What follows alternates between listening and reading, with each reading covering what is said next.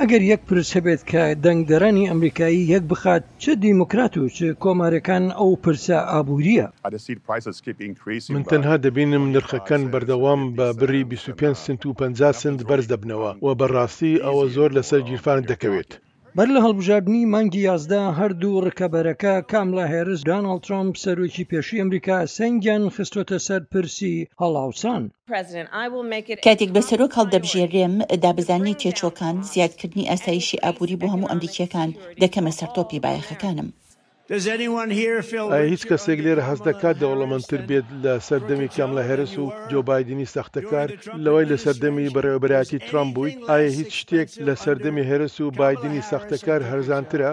لە داواکەی بۆ قەدەغەیەکی فیدرالی لەسەر قۆڕەخکاری کۆمپانیەکان بۆ نرخی کاڵاکان هێرس بە تایبەتی ڕەخنەی لە پیشەسازی پرۆسەکردنی گۆشت گرت. هاوکات ترامپ وتی با بەرزکردنەوەی ئاستی بەرەمهێنانی نەوت و گاز بەرەنگاری بەرزبوونەوەی نرخەکان دەبێتەوە.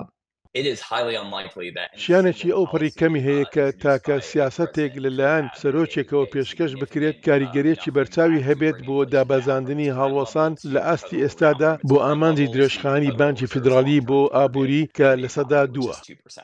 مانگی ڕابردوو ڕێژەی هەڵاوسانی ساڵانە لە ئەمریکا بۆ یەکەم جار لە مانگی 2021ەوە دابەزیە ژێر لە سەدا 3. لەگەڵ ئەوەشدا ئەمریکایەکان هێشتا هەست بەو ئازارە دەکەن. ئامارەکانی فرۆشتنی کاڵا گەشتبین و ڕێژەی بێکاری نزمە و زۆربەی ئابووری ناسان چیتر هۆشداری لە داڕمانی ئابووری نادەن. لەگەڵ ئەوەشدا هێشتا دۆخی گشتی ئابووری نیگەرانیەکی سەرەکی دەنگدەرانە و خاڵێکی هێرشکردنی میانەی بانگەشەی هەڵمەتی هەڵبژاردنەکەیە. ئێمە ڕێگە نادەین ئەم شێتە سۆسیالیستە بێت توانایە بۆ ماوەی 4 ساڵی دیکە لە تێکشکاندنی ئابووریمان بەردەوام بێت و وڵاتەکەمان وێران دەکات. پلانەکەم بەراورد بکەن لەگەڵ ئەوەی دۆناڵد ترامپ کە بەنیازە بیکات. ئەو بەنیازە ساڵ لە دوای ساڵ باجی گەورە بۆ ملیاردێرەکان کەم کاتەوە. پلانیشی هەیە باجی کۆمپانیەکان بە بڕی زیاتر لە تریلیۆن دۆلار کەم کاتەوە. هەردوو کاندیدەکە بەڵێنیان داوە باجی فیدرالی کەم بکەنەوە لەسەر بنەمای ئەو ئامۆژگاریانی کە کرێکارانی پیشەسازی خزمەتگوزاری و میوانداری وەری دەگرن. ڕەخنەگران دەڵێن کە پێشنیارەکە یارمەتی کرێکارانی ڕێستورانتەکانی خواردنی خێرا یان کرێکارانی دیکەی کەم داهات نادات کە بەخشیش وەرناگرن و ئەوە شتێچووی زۆری دەوێت و شیانی خراپ بەکارهێنانە.